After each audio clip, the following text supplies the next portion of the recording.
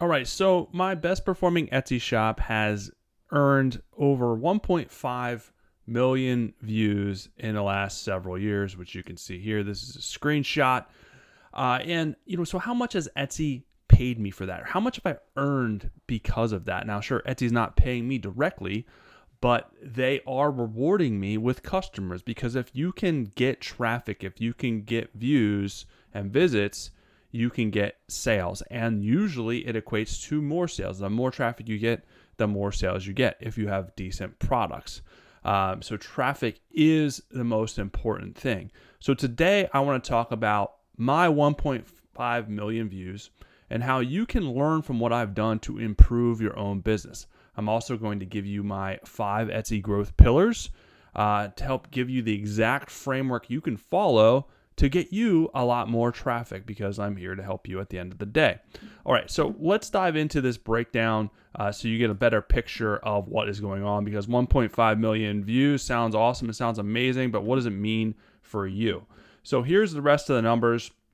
So this equates to 828,000 visits. So you got views and then you got visits. So this is how the kind of the funnel works. And I'm going to go over the difference between the two. And then you got 19,100 orders. And then I'm sure you're wondering, well, okay, how much revenue? Well, this has allowed me to earn $550,000 in revenue, which is crazy to me. There's a lot of work that's went into this, and this has taken years to accomplish. But if you would have told me at the start, if I would have earned over $500,000 on one of my Etsy shops, I've had several, I wouldn't have believed you. But this takes a lot of time, a lot of hard work, and a lot of consistency, which I'm going to talk about a little bit more and give you this framework. And I'm sure you're like, well, this is a screenshot. Did you really earn this stuff? Well, I did. Here's the actual real stats.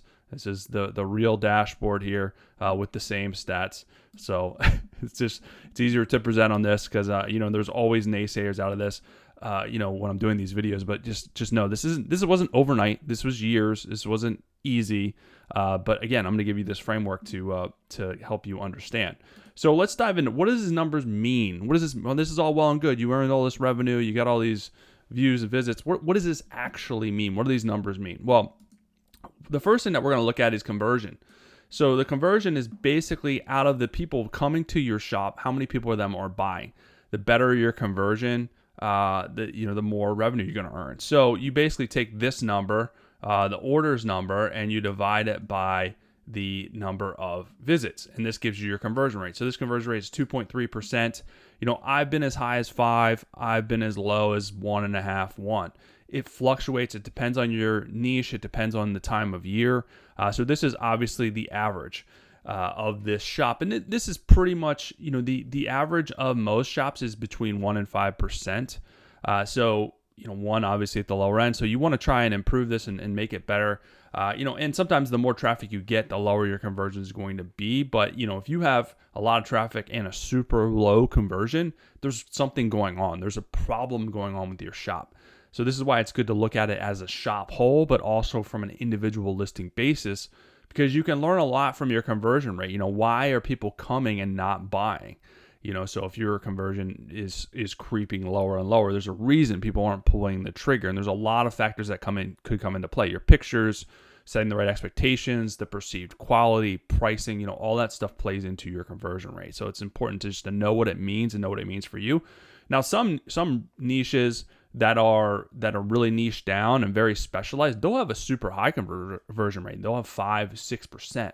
Which is amazing, but this is just not the norm.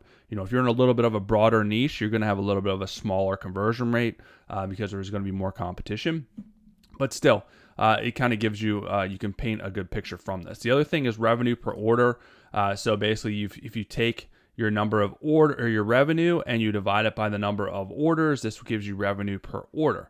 So why is this important? Well, this is important because the more revenue per order you are able to make, the less orders you will need to make a decent income. So just know, like, if you're selling in more inexpensive products, $2-3 items, your revenue per order is going to be a lot lower. So you're going to need to make, or you're going to need to sell a lot more to make the same amount of revenue that I'm making at $28 per order. So this should come into play like when you're setting up your shop or you're releasing future products. Can you get this revenue per order up? Can you offer something that is a little bit more expensive? Obviously, quality goes into it. How you're putting your items together goes into it. Can you bundle items together? Can you do sets? Can you increase the revenue per order? Because it will just make your life a lot easier if you can increase this. But just know that the higher priced your stuff is, your conversion usually dips. There is a little bit of a correlation. It's like a lever, a pendulum. So you raise your prices or you offer more expensive stuff, less people are naturally going to buy it because less people can't afford it. So it's a little bit of a pendulum swing, but there is still shops, people selling $50, $75, $100 items that are really high quality, unique, amazing stuff, and their conversion is really good. So you can't just throw up something and charge $50 if it's poor quality because people just aren't going to buy it. So that's just something to keep in mind. The other thing is views versus visits. So I know I talked about views, and then there's also visits, and a lot of people get these two confused. Like, what the heck does this mean? Why are these two metrics even here? So look at it this way. So if you have a brick and mortar store, right? And so here's your brick and mortar store. Let's put a little heading or a little storefront thing on there. And then you have a customer here that is looking to come in your store. So this one customer walks into your store. So this person is a visit. They're a visitor. They walk into your store. That is one visit, right? Now you have inside your store, you have shelves of items, right? So this shelf, let's just say, has 4 items on it. Then this one visitor comes and looks at this shelf, and they start to look at this item, they look at this item, then they look at this item, and then they look at the 4th item. So now that one visitor has looked at 4 items, which are views. So one visit, 4 views from this customer. So that is the difference. So you can have many customers looking at many different things. So this is why your views are always going to be higher than visits, because visits are people, and most people look at more than one item in your shop. So what I like to focus on more so than views are good, but visits are, at the end of the day, what really matters. Would you rather one person coming into your shop looking at 20 items or 10 people coming into your shop looking at 20 items? The probability of someone buying is a lot higher if you have 10 people rather than just one person. So that is why visits matter the most. Unique visitors coming matter the most. You want to attract as many of those as possible so you can get as many purchases as possible from as many different people as possible. So that is why I pay more attention to visits than views, but they're still important metrics. All right, so that's the number to break down. That's what it means for you. Those are the things to look at when it comes to your numbers. Now, the other thing that I want to dive into, and this is really going to be valuable for you, is going to be the 5 Etsy growth pillars. Because these pillars, I've been doing this a long time. I've coached a lot of different people, and these pillars play directly into these numbers. These are how you get these numbers, and these are the commonalities that I've found with doing this for such a long time. And if you guys need more help with your Etsy business, you want me to help guide you and coach you directly, you can hop over to the Etsy Games VIP program. Right now you can join for free. Then after that, it's $10 a month.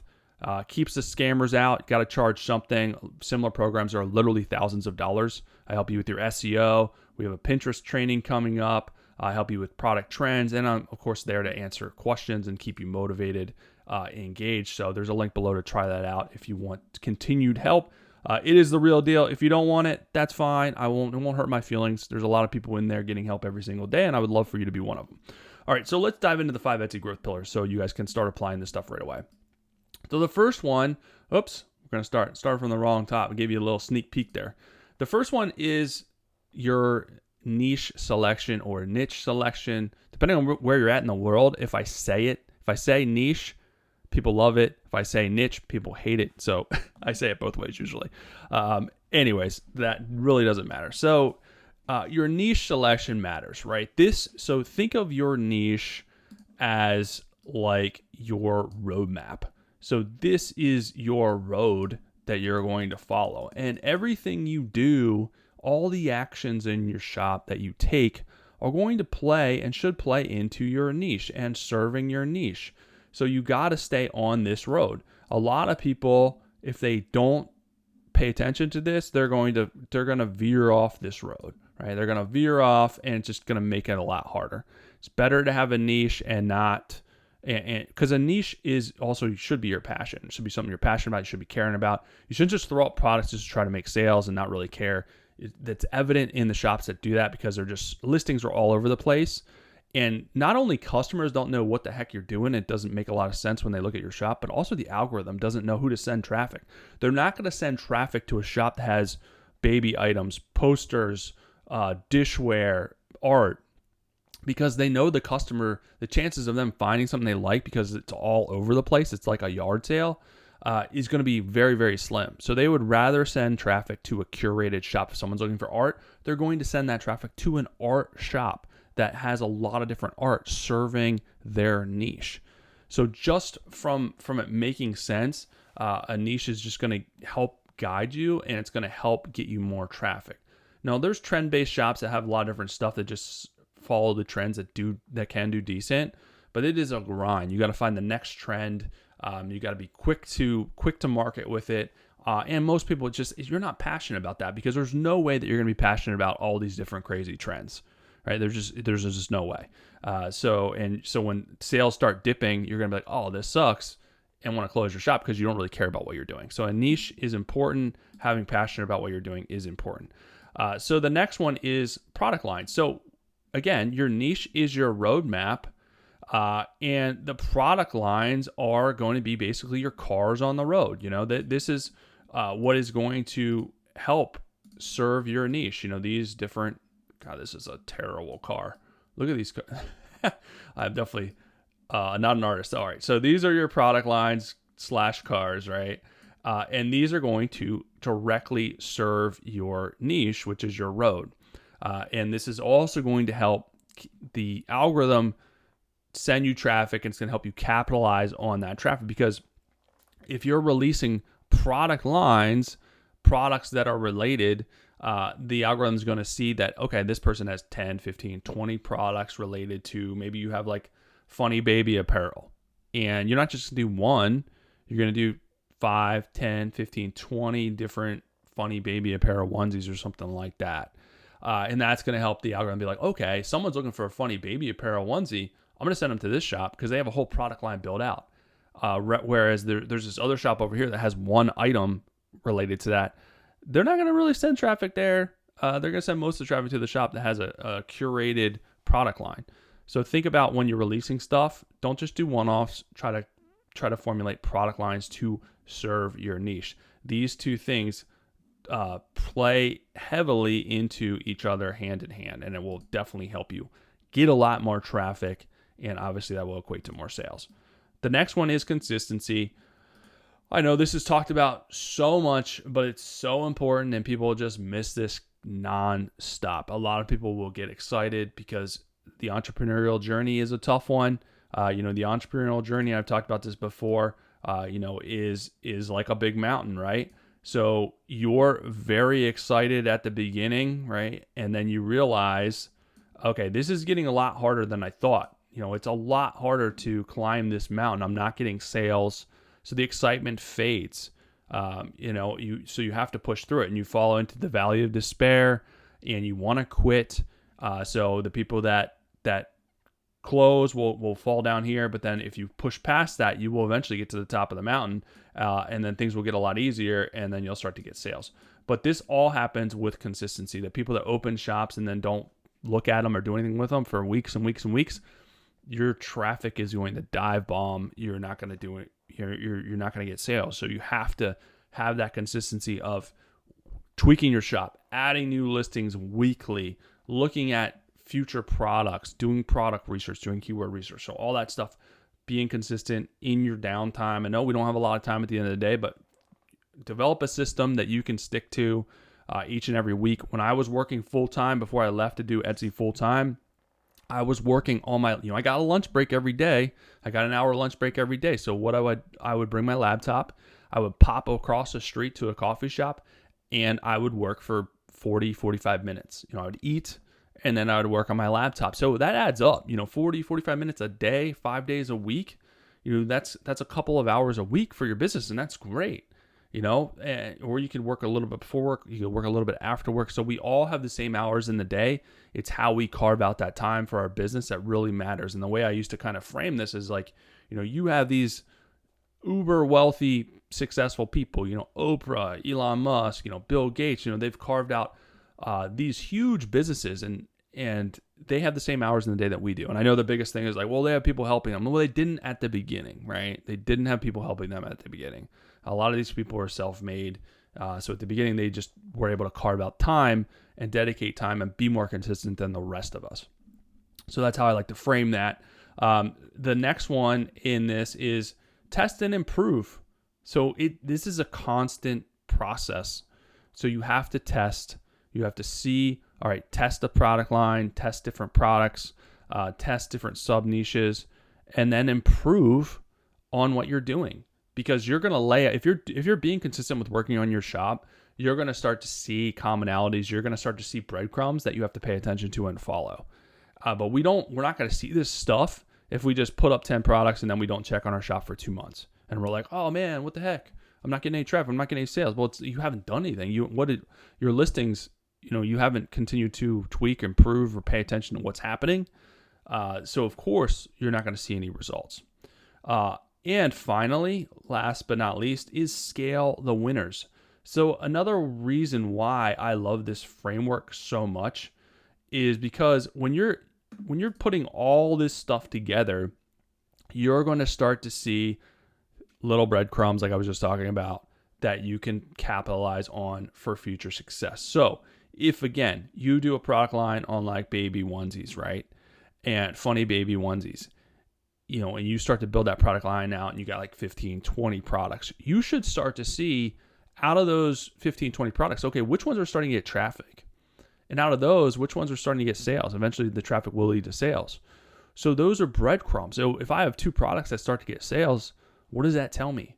Well, they're popular. People like those. They bought those. So can I do more similar products related to those? We get so stuck in our ways that we want to do like these, we're creative, we're entrepreneurs, so we want to do other things.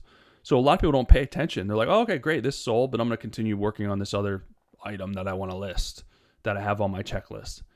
No, scrap that. Focus on what's already starting to take traction, and we're going to double down. We're going to triple down. We're going to leverage the things that are doing well, the things that are starting to get traffic, the things that are starting to get sales. People are asking us for customizations. So different things will start to happen if you're being consistent in your shop that you can use and leverage to your advantage. And the successful shops and the successful shop owners pay attention to those things. The non-successful people don't. They're kind of like stuck and they got like a one-track mind. They're like, they're going just one direction and they don't pivot. So you got to pay attention. Etsy does give us a lot of data. They give us stats that we can look at, which will help not only diagnose problems, but it'll help us give us insight and information that we can leverage for future success. So that's it, guys. Those are the growth pillars that I want you to think about and start using today in your shop to hopefully get you the traffic, which will then certainly equate to more sales if you're doing this the right way. So hopefully this helps give you the framework and the right mindset. And again, if you want to pop over to the Etsy Games VIP program, I'd love to have you in there. I do a free onboarding coaching call for every new member. We chat on Zoom. People really enjoy those calls. And then obviously I'm there in the group answering questions, help you with your SEO, help diagnose problems, give you feedback, everything that I wish I had when I started my Etsy journey, because it is a lonely journey. It's nice to have a positive, fun, motivational place to go with like-minded sellers. And that's why I created it. And that's why I enjoy having new members over in there. And I hope to see you over in there soon. So hopefully that helps you guys out. I'll be back soon with some more good stuff for you. Have an amazing rest of your day.